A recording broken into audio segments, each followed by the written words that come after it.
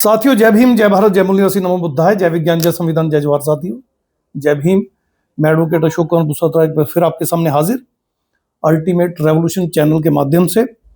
आप सबका तहे दिल से शुक्रिया, आपने बहुत साथ समर्थन दिया।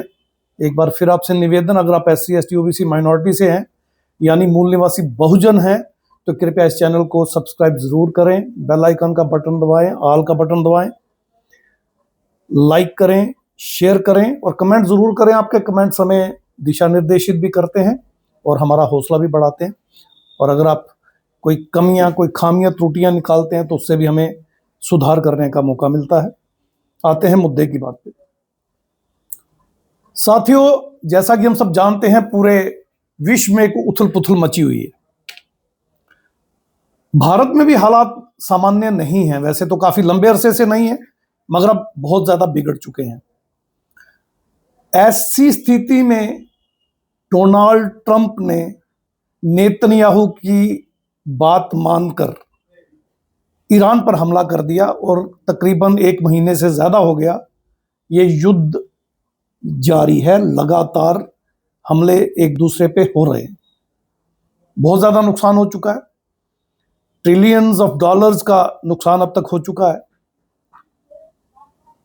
अब करीब 50 राज्यों में, अमेरिका में 90 लाख के करीब लोग सड़कों पर उतरे हैं। और आपको ये जानकर हैरानी नहीं होनी चाहिए कि वहां पर जो नारे चल रहे हैं, हिंदी में उनका अर्थ है राजशाही नहीं चलेगी। आपको याद होगा, अमेरिका में डेमोक्रेसी है, प्रेसिडेंशियल फॉर्म ऑफ गवर्नमेंट है, मगर वहां पे सड़कों पे क्या नारे लग रहे हैं? राजशाही नहीं चलेगी, चरमपंथ और युद्ध रोकना होगा, इसको ना कहें। और हिंदी में एक और नारे का मतलब है हमारी सेना बिकने के लिए नहीं है। लोकतंत्र की यही खूबसूरती है। अगर इलेक्टेड प्रेसिडेंट ऑफ अमेरिका गलत फैसला ले तो लोग सड़कों पे उतरकर उसका विद्रोह कर सकते हैं। तो आज का हमारा मुद्दा यही है कि क्या भारत में भी ये हो सकता है या नहीं हो सकता? क्योंकि कमोवेश 2014 से लेकर 2026 तक 12 साल लगातार हमारे यहां पर भी, भारत में भी लोकशाही नहीं रही, यहां पर भी राजशाही ही चल रही है। नरेंद्र दामोदर दास मोदी उर्फ प्रधानमंत्री जी हर फैसला बिना कैबिनेट की मंजूरी के, बिना अपोजिशन को कॉन्फिडेंस में लिए, बिना संसद के पटल पे रखे, बिना चर्चा किए, अपनी मर्जी के मुताबिक ब्राह्मणवादी और मनुवादी हितों को साधने के लिए ले लेते हैं। ये लोकतंत्र नहीं है, ये राजशाही भी नहीं है, ये सीधी सीधी ओलिगार्की है। तो क्या भारत की जनता ये कहने के लिए तैयार है कि यहां पर हम राजशाही को बर्दाश्त नहीं करेंगे, तानाशाही को बर्दाश्त नहीं करेंगे, फांसीवादी ताकतों को बर्दाश्त नहीं करेंगे? पिछले 12 साल के इस अरसे में अगर हम देखें तो एक के बाद एक ऐसा फैसला लिया गया है जिससे जनता त्रस्त हो चुकी है, बर्बाद हो चुकी है।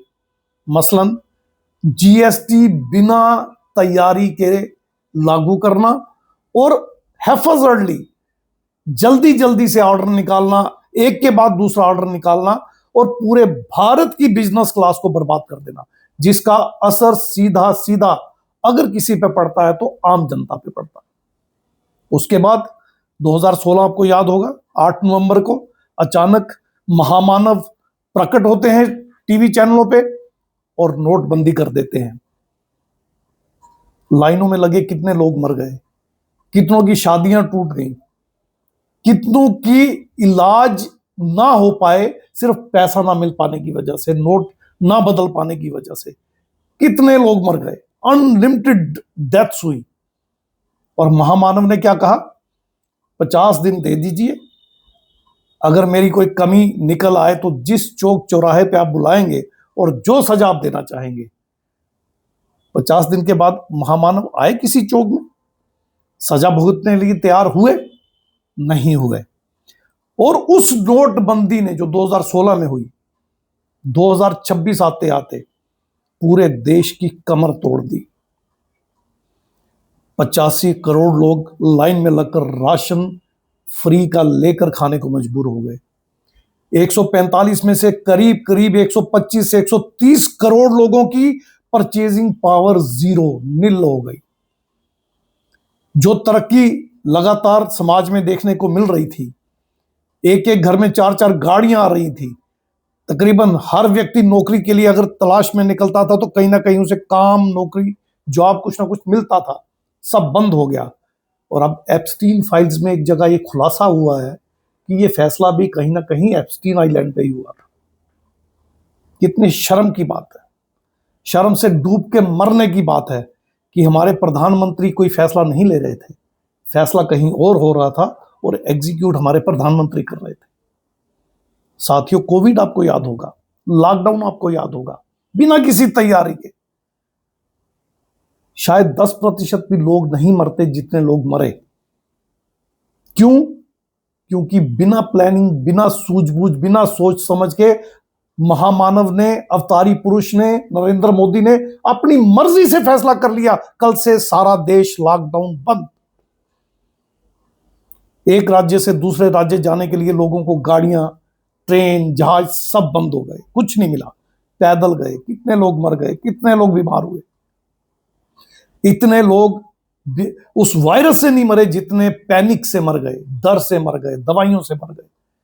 और जो इंजेक्शन लोगों को लगे उस समय, अब यह साबित हो चुका है कि कितने लोग आज भी उस इंजेक्शन की वजह से मर रहे हैं। और यह भी पता चल चुका है, एप्स्टीन फाइल्स में यह खुलासा हो चुका है कि बिल गेट्स, जो दुनिया के सबसे रईस रहे हैं काफी लंबे अरसे तक, उन्होंने एप्स्टीन से डिस्कस किया और भी कई लोगों से डिस्कस किया। ईमेल्स में वो खुलासा हो चुका है कि ये लॉकडाउन जो लगा, जिस वायरस की वजह से लगा, वो वायरस भी उनका बनाया हुआ था, आर्टिफिशियली क्रिएटेड वायरस था। और उसके बाद वो जो दवाई इंजेक्ट की गई वो भी एक प्लानिंग के तहत की गई। और दोनों का मकसद क्या था? बिल गेट्स को ये दुनिया पसंद नहीं है, इस दुनिया के गरीब पसंद नहीं है, इस दुनिया के मजलूम, दबे कुचले लोग पसंद नहीं है। इतनी पॉपुलेशन होनी नहीं चाहिए, डिपॉपुलेट करना होगा, मारना होगा लोगों को, मास किलिंग करनी होगी।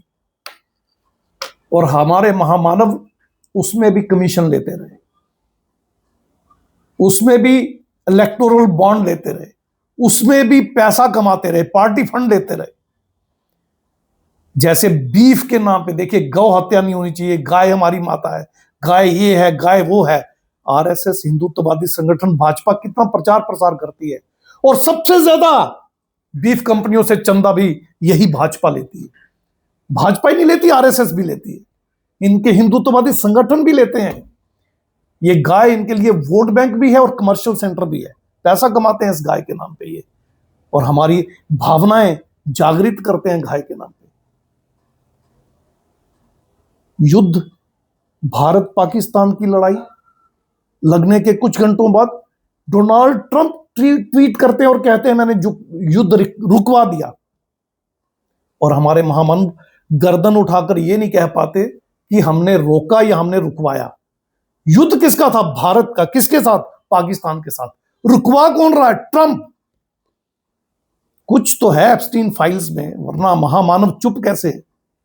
कुछ तो है चाइना के पास, मानसी सोनी की टेप है, क्या है, वीडियो टेप या कुछ है। कुछ तो डर है कि जब भी चाइना कुछ कहता है महामानव की गर्दन झुक जाती है, जब भी ट्रंप साहब कुछ कहते हैं महामानव की गर्दन झुक जाती है। फिर उन्होंने कहा, ट्रंप साहब ने, ट्रेड डील होगी। महामानव ने पूरी कोशिश की ना हो, मगर अल्टीमेटली जब एप्स्टीन फाइल्स का बम फटा, महामानव ने फटाफट ट्रेड डील कर दी। यह फैसला भी ट्रंप ने लिया कि टैरिफ लगेगा तो कितना लगेगा, नहीं लगेगा, हमें नहीं लगेगा, उनको लगेगा, सारी चीजें। और महामानव चुप। टैरिफ घटाया, महामानव चुप। सारे फैसले कौन ले रहा था? ट्रंप। और अल्टीमेटली अब जब इजराइल और अमेरिका ने मिलकर ईरान पर हमला किया, तो हमारा इतना लंबे अरसे से जो हमारा एक दोस्त था ईरान, महामानव ने उनसे भी दुश्मनी ले ली। जब आयतुल्लाह खमेनेई जी की शहादत हुई, एक लफ्ज इनके मुंह से नहीं निकला 250 बच्चियां स्कूल में पढ़ रही थी। अमेरिका और इजराइल ने जब वहां पे बम फेंका और उनको मौत के घाट उतार दिया, उन बच्चियों को, मासूम बच्चियों को वार किलिंग कर दी, हमारे महामानव के मुंह में जुबान तक नहीं थी, एक लफ्ज नहीं बोल पाए। और अब हालात ये हैं कि आने वाले कुछ दिनों में पूरे भारत में गैस के और पेट्रोल के, डीजल की किल्लत बहुत ज्यादा बढ़ जाएगी। रशिया से तेल खरीदना है, नहीं खरीदना है, फैसला ट्रंप ले रहे हैं। 30 दिन की मोहलत ट्रंप दे रहे हैं। 30 दिन आप रशिया से तेल खरीद लीजिए। $50 बैरल जो रशिया तेल हमें सब्सिडी पे देता था, अब $90 पर बैरल दे रहा है, यानी नॉर्मल रेट से भी ज्यादा पेनल्टी लगाकर दे रहा है। क्यों? क्योंकि आपने बहुत लंबे अरसे से, जो हमारा एक दोस्त था रशिया, उससे टर्म्स खराब कर ली और आप जाके इजराइल और अमेरिका के आगे झुक गए। तो ये लोकतंत्र है क्या साथियों? मेरा सवाल सिर्फ इतना है, क्या ये लोकतंत्र है? अगर ये लोकतंत्र होता तो प्रधानमंत्री नरेंद्र मोदी जो भी फैसला लेते अपनी कैबिनेट में बैठ के लेते, ऑपोजिशन को कॉन्फिडेंस में लेते, जितने भी कानून बनाते उनको संसद में रखते, उन पर चर्चा करवाते, वोटिंग करवाते, उसके बाद लागू करते। जैसे आपको याद होगा, election commissioner of India, chief election commissioner को इम्यून कर दिया सारी लाइफ के लिए, कभी उन पर मुकदमा चल ही नहीं सकता।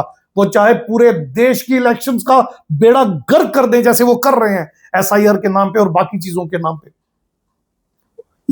धन बल, बाहुबल, ईवीएम हैकिंग, वोट चोरी, ईडी, सीबीआई, आईटी डिपार्टमेंट, सबका नाजायज इस्तेमाल हो रहा है और इलेक्शन कमीशन तो हाईजैक ही हो गया। तो क्या ये लोकतंत्र है साथियों?